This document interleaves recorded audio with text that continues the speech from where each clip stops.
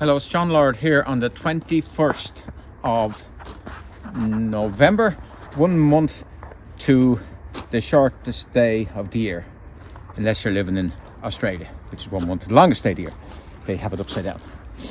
So they in Australia don't say you're going south, they say you're going north.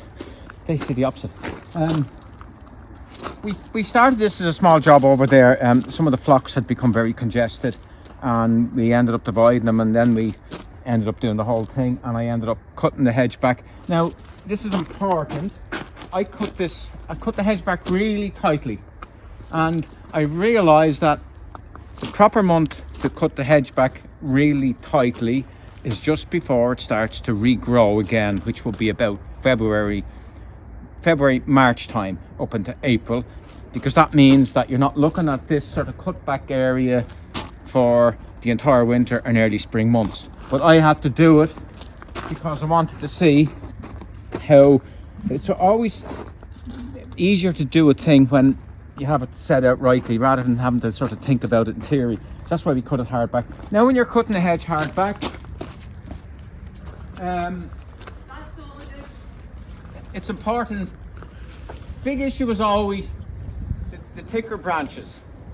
Now, as a rule, what people tend to do when they come to the thick branch, they go around it, and over time you end up with a sort of a belly on the hedge. You have to cut the thick branch back, and generally when you're using a hedge cutter, it's not strong enough for the thick branch. So what you go around it and you cut the rest of the hedge, and then you come back with something stronger like a saw or very strong loppers, and you cut it in, generally in tighter the body of the hedge. You cut the really thick one in further in. You don't cut it at the same level. You get it way back. Now that one, I could probably cut that one back to here. So always get the big thick ones way in. And I keep saying this about cutting hedges. A hedge, you decide, not nature. You decide how you want the hedge cut, because if you let the plant have its way, it will go every which way. A hedge is unnatural. It's an unnatural straight shape. And the great advantage of a hedge is like the rim around a picture. You can have a real impressionistic picture, but what makes it really good is you have that rigidity around it. You have the order and the disorder, and the two together look great. Now the top needs to be done, but the top is not really in the way, so we're going to do the top from behind. And with a bit of luck, when the farmers come to cut the roadside hedges, if I can grab him, I'll get him with his tractor, cut the top of the hedge in maybe 2 minutes. Okay, now we look at what we planted. We planted some dwarf heleniums in. That's still the short and sassy. We actually have no delphinium, so we planted one called Black Knight, 3 of them. And then, very careful, this ground has been dug. It hasn't been dug for 20 years, so it's been dug, so be very careful walking on it. Just leave it alone. We planted the very politically incorrect Fat Domino, the Persicaria. It's beautiful red. It's really, really good one. I dug a piece up from the back, and I planted, what did we plant? What is this? I've actually forgotten what I planted here. No, it's not a phlox. I don't know what that is. Oh yes, I think it's Helianthus lemon queen. So that's lemon, that's Aconitum, that's blue, lemon, red, pink, dark blue,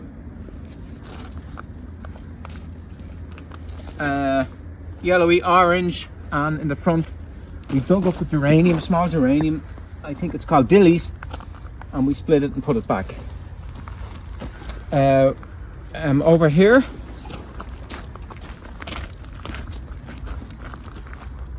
we dug up stuff. We planted a lovely aster, small flowered aster for the back. We planted Sanguisorba, a really tall one, and I don't know what that is. And we planted some Aconitum here. So blue, pinky, and pinky. So some of the phlox that we split,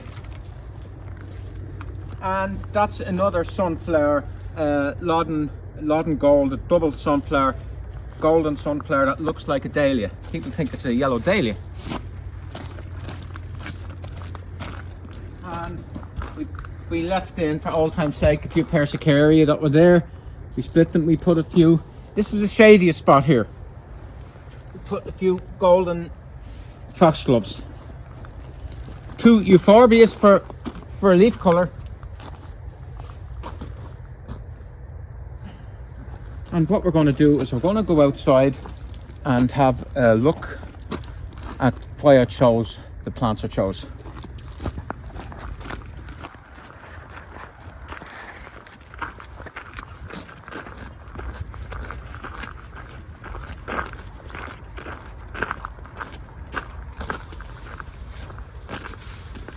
And that was why we chose the Sanguisorba, because look how strong it is. And that's sort of in the north of the border, so it would be trying to move towards the light, and it's still perfectly straight and really rigid. So that's, I forgot which one it is. That's the Sanguisorba. Took a lump of that. Oh yes, that Veronicastrum, we took a piece of that. And if you look closely at it, you can see where it was Chelsea chopped many moons ago. And this is an example of a Sanguisorba. If you look at that one, that's fallen over. We're going to take that out. That's not controlled. That's just not. Has to go. It's not up. It's not up to grade. So that's going to go. That's what we didn't want. We didn't want that floppy look. And this was the Aconitum we chose, and that's a piece of it there. Very poisonous, but it's very tight. It looks a bit floppy like that because I ripped lumps out of the front of it, and it's kind of protesting. But I'll leave that there. You just never know, a kid might come around and grab it and play with it like a bamboo. We don't want that, so get rid immediately. But the thing about poisonous plants are generally they're very unpalatable, and you know, we can't, I suppose, be walking on eggshells. And if we wanted nothing poisonous in our garden, we just go for the plastic lawn. Like, you have to have a little bit of, small bit of, you know, take a small little chance. I believe daffodil bulbs are poisonous, for instance. You know, like where do you have to stop somewhere. My main issue will be palatability. If it's palatable, that's where the issue is. Yew trees, the berries are edible. Actually, I've eaten yew tree berries, but not now because I'm a bit forgetful. The stone inside is highly poisonous, so eat the berry and spit out the stone. But if you got distracted and started swallowing the whole berry, you'd be in serious trouble. So yew tree berries are edible and quite sweet, but never eat them. That's the reason we planted them. Oh, and look here.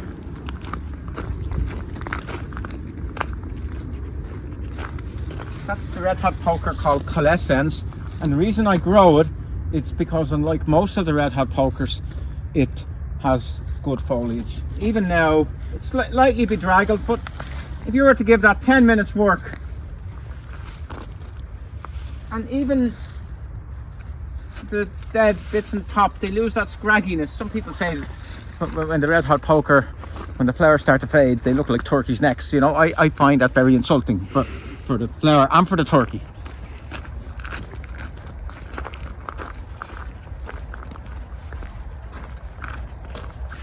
Let's go back again. For a very warmish winter day, bit of sun. It's lovely. It can be lovely in Ireland when you get that low sun. It's just so nice and relaxing. We don't get them in the real pet days when we get days like this. Of course, we always pay for it later on. Now we're doing a job. We're going to do a job here. Everyone's walking in here, so we're going to lift that up. See that? It's a Shasta daisy. It was cut lightly back after it flowered. Now it's time to cut it back to the rosette. Based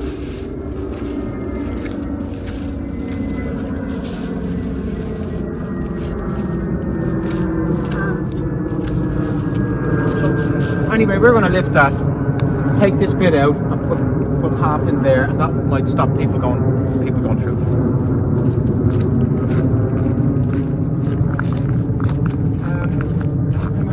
I wasn't talking about this. Very dry here because of the pine trees, and we lifted. We had some liatris here, and they didn't do. So I'm chancing 3 prostrate rosemary. They will definitely tolerate the dryness because they come from the med. And I'm going to plant 2 Salvia officinalis, the purple sages here. I think they might work as well. But the prostrate rosemary is lovely, and what rosemary likes in Ireland, similar climates, is very dry, poor soil. They don't like richness because it makes them grow too strongly, and then they don't last very long. They were planted. You can't go wrong with Euphorbia wulfenii types, and I mentioned them I think the last video. They were planted about 3 weeks ago, and they're doing well.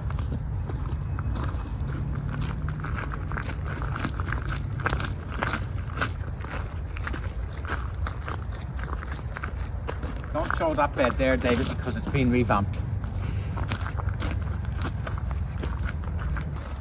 We're going to, now we have 2 options. We're going to bark it.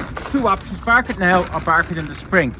And if you bark, some people say, well, it's no point in barking now because you're not going to get weed growth over the winter, but you will get a certain amount of weed growth, willow herb and stuff, and bitter cress. So it's nearly better off barking now. Then we're finished. And as a general rule for herbaceous bed, what you do is when you put the whole thing to the ground, put it in about February, March, Patrick's Day is a good day, put the whole thing to the ground, and then it's so easy to bark. But we're going to bark now, and just look at this plant here. These are Geums. I think it's Scarlet, no, I think it's totally tangerine. And we're still picking out very invasive Caucasica. The thing about these Geums is they don't actually have a very strong persistent rootstock, and they the perennial by increasing from the sides, that green growth. So every few years you have to lift them and split them. Now this has been split about from the edge of the clump. They were split about 2 weeks ago, and we've rejuvenated them and made them new plants, so they would be okay for the next 3-4 years before they needed to be lifted and split again. And just go through, and that's really it. Just bark away, and I use the mini chip, and you get about 3 years out of it, 4 years out of it.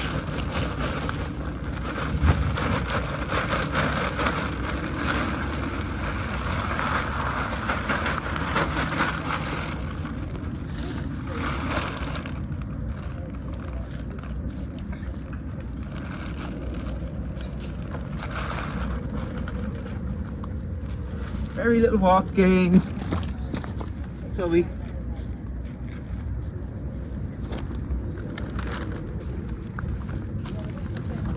pick these up. They were just markers, so I knew I didn't plant in the same spot. They were markers for herbaceous plant. I don't even know what it was. So another little bit more, and they're just 21st of November, and look, that ain't bad. 21st November. Now we do a little bit of gardening.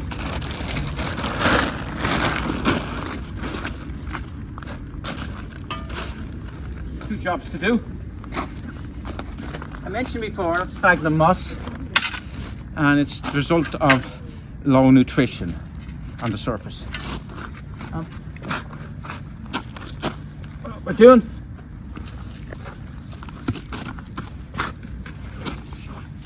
nothing is growing very well here because there's no nutrition in the system.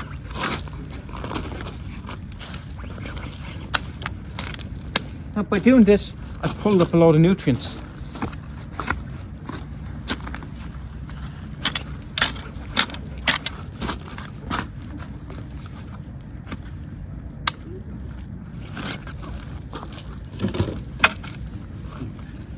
I was going to replant.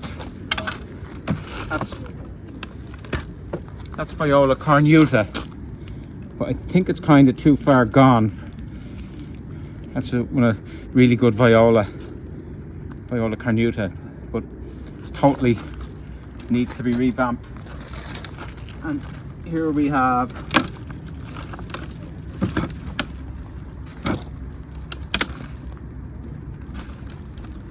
that's Jacob's Ladder, and it's kind of pitiful. It's just kind of, well, past the point of rescue. So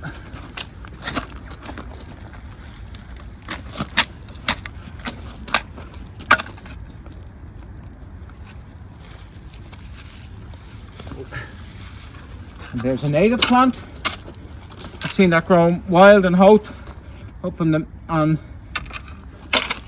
the hills of Howth and Selene Maritima.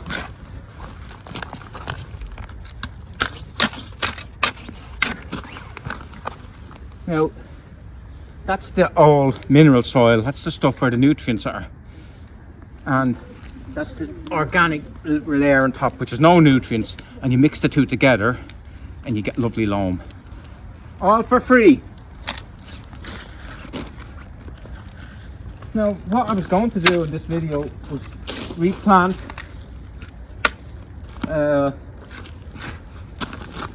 what I had, but just in too bad nick.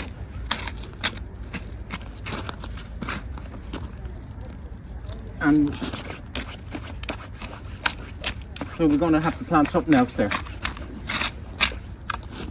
We leave the Selene here. Maybe, oh no, we lift it. That's Selene Maritima. Lift it.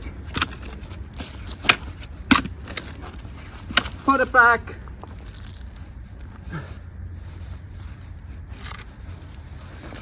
That'll be much better next year. So that's to be replanted. Now that's an opportunity.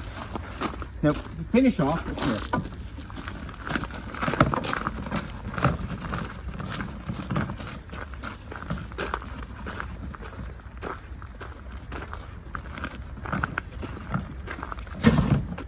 We have the remains of the very nice variegated Solomon seal there. It's gone very shady here. And we have this sulphur clover, which has been completely useless. And I have an old photo about 10 years ago of this, and it was one of the best plants in the place. So, wow.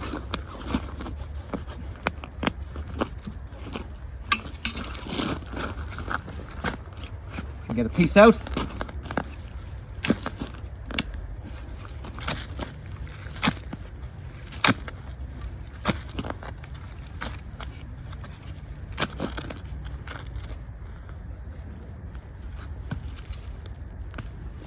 I didn't know I had such a strong rootstock. Looks like ordinary clover leaves. So we're going to get it all out, but we'll just, I think it needs a sunnier spot.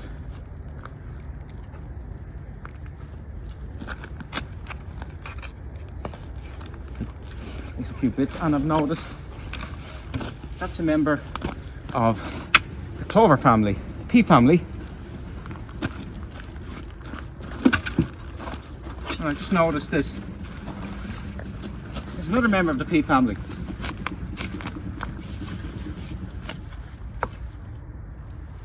It's that awful vetch, the field vetch that takes over. So I've just copped it here. There it is.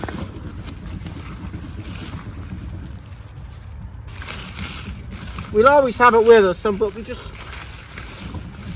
can't.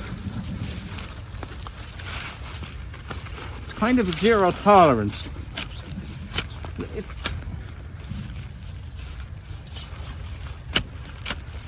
Now here's something interesting. That's another Polemonium. I think it's Lambert Mauve, and it looks very similar to the clover. Look, that's the Polemonium, or not the clover, the vetch. And there's the veg. I'd easily mistake it. And it has, look at the roots.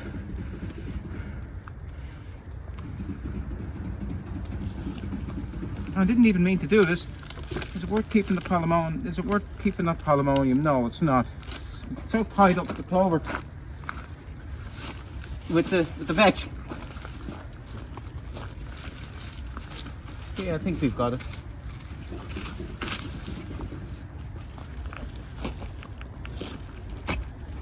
You know, there's a bit more here.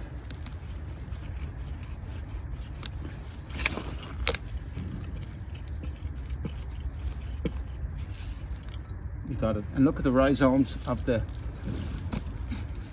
That's the rhizome of the Solomon seal.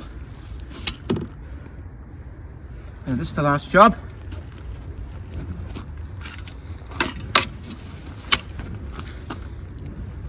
You bring these out and pot them, plant them out immediately.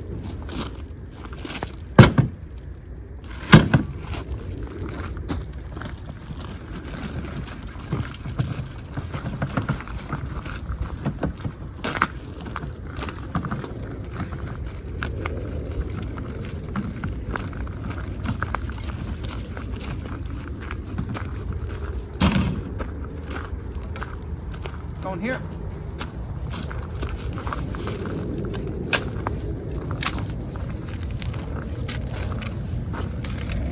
Oh, this is the Shasta Daisy, and we have them. We have loads of them here. So we're going to plant them for the Shasta. We're going to pot these up. That's a good variety, dwarf variety, but we've loads of it. The clover's going to go here, and I've noticed a plant here, which is the bane of my life, and we tend not to sell it. It's an Acanthus, great historical plant. It goes back to Roman times and all the rest, but the Roman one is Mollus, and I think this is Spinosus. They are a disaster. When you get them in, it's very hard to get them out. Don't put them in your garden. Very hard to get them out. And I've been fighting a sort of a losing battle with it.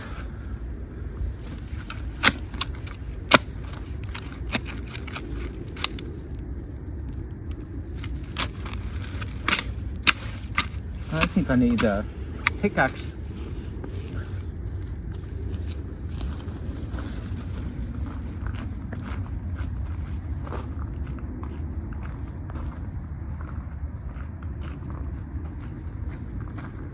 I didn't mean this video to be so long, but I only...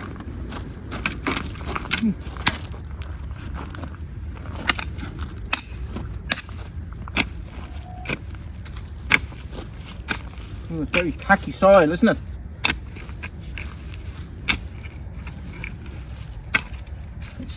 That soil is tackier than my jokes.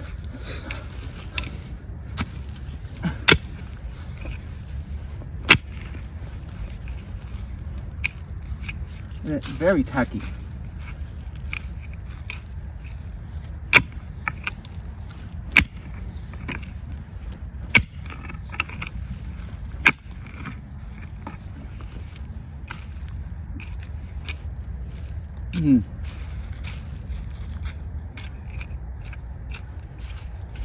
That will do.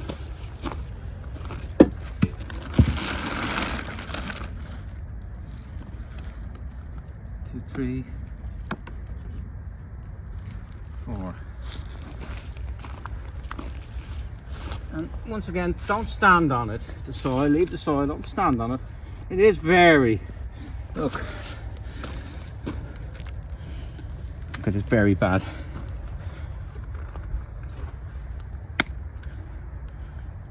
Look at that.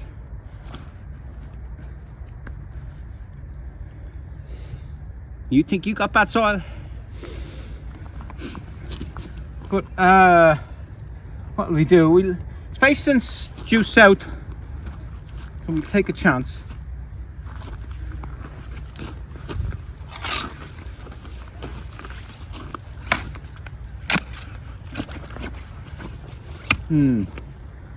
Very tacky for this. Okay,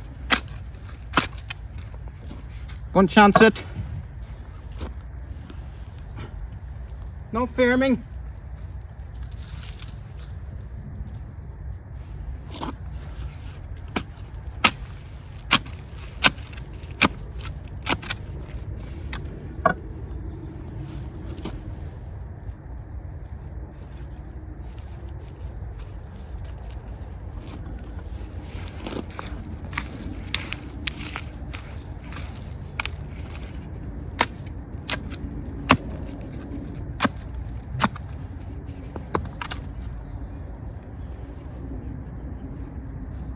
So you don't firm.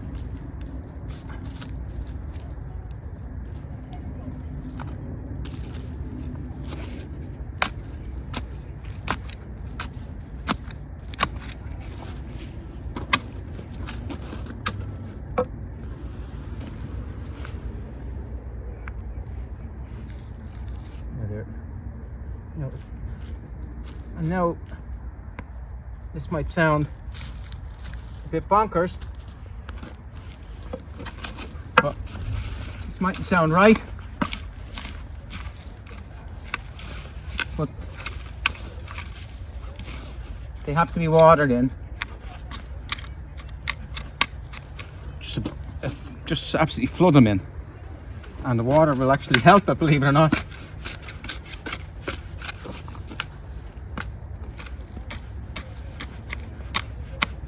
Okay, that's just finished, except for this pampas. This is meant to be pumila, the dwarf one. It's only meant to grow that height, so I don't think it's pumila. I think it's pumila. John Lord's improved pumila. I don't know where we got it from. It was sold as pumila, but it's not. It's better than pumila. So we're going to be lifting that in the spring and moving it around and planting it in other places, because it's definitely the best pampas we've ever had.